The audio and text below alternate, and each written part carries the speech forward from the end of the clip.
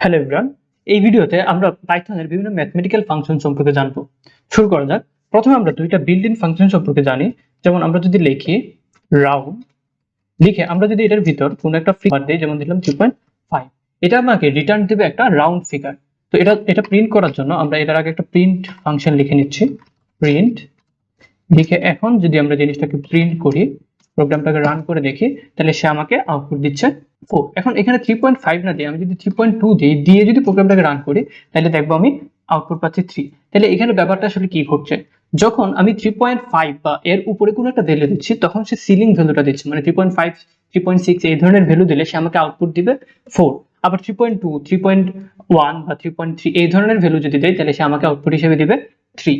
তাহলে হচ্ছে যে ভ্যালুটা সবচেয়ে কাছাকাছি সেই ভ্যালুটাকে আসলে সে রাউন্ড ফিগার করে দেয়।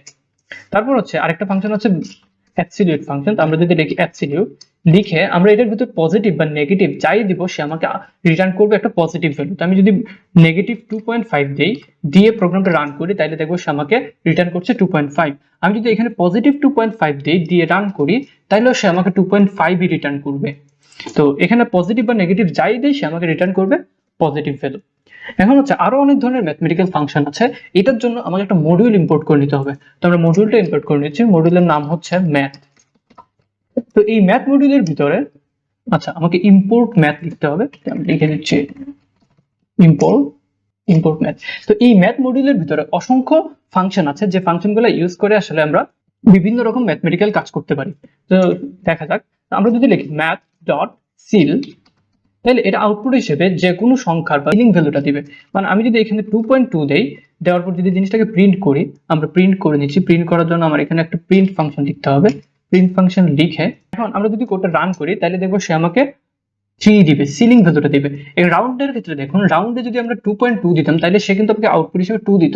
কিন্তু এখানে যদি আমরা সিলিং ভ্যালুটা বলেই দিচ্ছি, তাই আমি এখানে যে নাম্বারে দিব, সে আমাকে সিলিং ভ্যালুটা দিবে। 2.1, 2, 3, 4 যাই দেই, সে আমাকে 3 আউটপুট দিবে। একই রকম ভাবে আমরা যদি প্রিন্ট লিখে ম্যাথ ডট ফ্লোর লিখে যদি আমরা 2.2 দেই, দিয়ে রান করি, তাহলে দেখবো সে আমাকে 2 দিবে। মানে এখানে আমরা যাই লিখবো, সে আমাকে ফ্লোর ভ্যালুটা দিবে। ফ্লোর ভ্যালু হচ্ছে 2।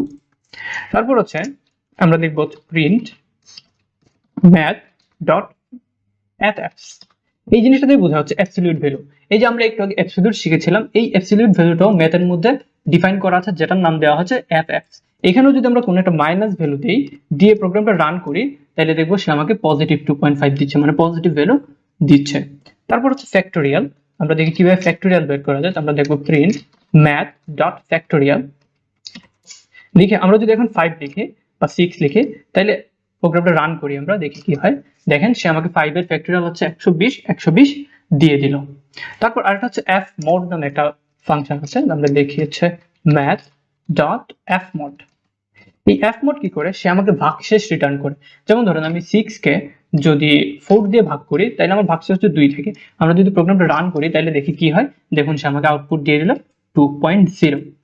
তারপর হচ্ছে আমরা হচ্ছে সাম নির্ণয় করব। তো print math dot fsum। fsum লিখে আমরা এটার ভিতর একটা ব্র্যাকেটের ভিতর আমরা যদি লিখি ধরেন 1, 2, 4, 5 লিখে আমরা যদি প্রোগ্রামটা রান করি, তাহলে দেখুন সে আমাকে 12 দিচ্ছে। 12 করে দিল। এই যে 1 আর 2 যোগ করলে 3, 3 আর 4 হচ্ছে 7, 7 আর 5 হচ্ছে 12, মানে সেই সবগুলা সংখ্যা যোগ করে সে আমাকে আউটপুটটা রিটার্ন করে দিল। তারপর আমরা দেখবো হচ্ছে গসাগু নির্ণয় করা, যে আমরা কিভাবে ম্যাথ ফাংশন থেকে গসাগু নির্ণয় করতে। গসাগু নির্ণয় করার জন্য আমরা জিসিডি লিখে ধরেন আমরা দুইটা সংখ্যার গসাগু নির্ণয় করতে চাইছি, যেটা হচ্ছে 16 আর ধরেন 24। এখন যদি আমরা প্রোগ্রামটা রান করি, তাহলে দেখবো সে আমাকে গসাগু রিটার্ন করে দিয়েছে 3, এর মানে 15 আর 24। সরি, আমরা এখানে 16 না লিখে 15 লিখে ফেলছি, এই জন্য সে আমাকে গসাগু রিটার্ন হিসেবে দিল 3। আমরা যদি 16 লিখি, তাহলে দেখি সে আমাকে কি দেয়। 16 লিখে যদি এখন আমরা রান করি, তাহলে দেখুন আমাকে গসাগু দিচ্ছে 8। একই রকম ভাবে আমরা লসাগু বের করতে পারি। তো লসাগু বের করার জন্য আমাদের লিখতে হবে print math dot LCM. LCM লিখে ধরেন আমরা দুইটা সংখ্যার লসাগু নির্ণয় করতে চাই, সেটা হচ্ছে 12 আর 2। এখন যদি প্রোগ্রামটা রান করি, তাহলে দেখুন সে আমাকে লসাগু দিয়ে দিল 12, মানে 12 আর 12 লসাগু হচ্ছে 12। তারপর হচ্ছে এক্সপোনেনশিয়াল ভ্যালু। ধরেন আমরা প্রিন্ট লিখে যদি লিখি ম্যাথ ডট ইএক্সপি লিখে আমরা এটার ভিতর যদি ধরেন সামথিং 5 দিলাম, যে 5 এর এক্সপোনেনশিয়াল ভ্যালু কত জানতে চাচ্ছি। আমরা যদি রান করি, তাহলে দেখুন 5 এর এক্সপোনেনশিয়াল ভ্যালু 148.4 সে রিটার্ন দিয়ে দিচ্ছে। তারপর আমরা যে ফাংশনটা জানবো, সেটা হচ্ছে math dot print math dot power. Power হচ্ছে ধরুন 2 to the power 3, 2 to the পাওয়ার 4 এই ধরনের যদি লিখতে চাই, তার মধ্যে 2 টু দি পাওয়ার 3 যদি লিখি 2,3 দিলেই হয়ে যাবে। এখন যদি প্রোগ্রামটা রান করে তাহলে দেখুন 2 টু দি পাওয়ার 3 এর ভ্যালু হচ্ছে 8, সে আমাকে রিটার্ন 8 করে দিল। তারপর আমরা দেখবো হচ্ছে স্কয়ার রুট করা। যেমন ধরেন আমরা দেখলাম print math dot SQ square root করে আমরা জানি এখানে দিয়ে দিলাম 25, আমরা জানি 25 কে যদি আমরা রোড করি তাহলে হচ্ছে 5 পাওয়া যায়। তাহলে আমরা রোড করে দেখি কি আসে, দেখুন আমাদের আউটপুট হিসেবে 5 পেয়ে গেলাম। তারপর আমরা দেখবো হচ্ছে বিভিন্ন ধরনের ভ্যালু, যেমন ধরেন সাইন কজ এই ধরনের ভ্যালুগুলো কিভাবে বের করা যায়। আমরা এই জন্য লিখতে হবে প্রিন্ট লিখে ম্যাথ ডট সাইন লিখে আমরা যদি ধরেন 30 ডিগ্রি বের করতে যাচ্ছি, তাহলে আমরা জানি sine 30 degree equals to half. এখন দেখি আসলে হাফ আসে কিনা, তাহলে রান করি, দেখেন এখানে কিন্তু হাফ আসেনি, এখানে আসছে -0.988। এরকম কারণ কি? এরকম কারণ এখানে যে আমরা 30 বসালাম সে আসলে ইনপুট হিসেবে নিচ্ছে 30 রেডিয়ান, কিন্তু আমরা এখানে আসলে 30 ডিগ্রি বসাতে যাচ্ছি। তাহলে ডিগ্রি যদি বসাতে চাই তাহলে এটাকে আমাকে কনভার্ট করে নিতে হবে। কনভার্ট করার জন্য আমরা দেখবো হচ্ছে ম্যাথ ডট রেডিয়ান লিখে 30 লিখে দিব। তাহলে এই যে 30 ডিগ্রি এটাকে সে রেডিয়ানে কনভার্ট করবে, কনভার্ট করে সাইনের মধ্যে বসাবে। তাহলে এখন দেখি আমরা 5 পাই কিনা, দেখি এই যে যখন চলে আসছে 0.499, মানে 0.5 বা হাফের কাছাকাছি একটা ভ্যালু। একই রকম ভাবে আমরা কস দিয়েও করতে পারি। আমরা একটু খেয়াল করে দেখি, আমরা যদি প্রিন্ট লিখে ম্যাথ লিখে ডট দেই, লিখে কস লিখি, তাহলে আমাদের কস চলে আসলো। একই রকম ভাবে আমরা যদি ট্যান দেখি ট্যানও চলে আসবে। এরকম যতগুলো ত্রিকোণমিতিক রাশি আছে সবগুলো আসলে এরকম ভাবে চলে আসবে।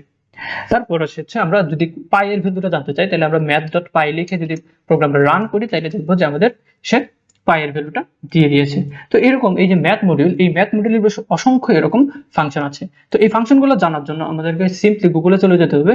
গুগলে চলে লিখতে হবে যে math module functions in Python লিখে আমরা যদি সার্চ দিই তাহলে দেখুন এখানে programming.com এর একটা লিস্ট চলে আসছে, W3 স্কুলের একটা লিস্ট চলে আসছে, অথবা এখানে docs.python.org এর একটা মানে পাইথনের যে ওয়েবসাইট, ওই ওয়েবসাইটে একটা লিস্ট চলে আসছে।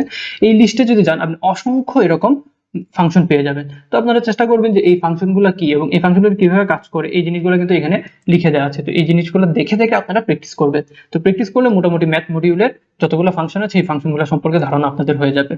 তো আশা করি যে ম্যাথ মডিউল বা এই ম্যাথ রিলেটেড বিভিন্ন ফাংশন সম্পর্কে আপনাদের মোটামুটি একটা ধারণা হয়ে গেছে। আমি চেষ্টা করেছি যেগুলো সবচেয়ে বেশি ইউজ হয় এগুলো একটু দেখানোর জন্য।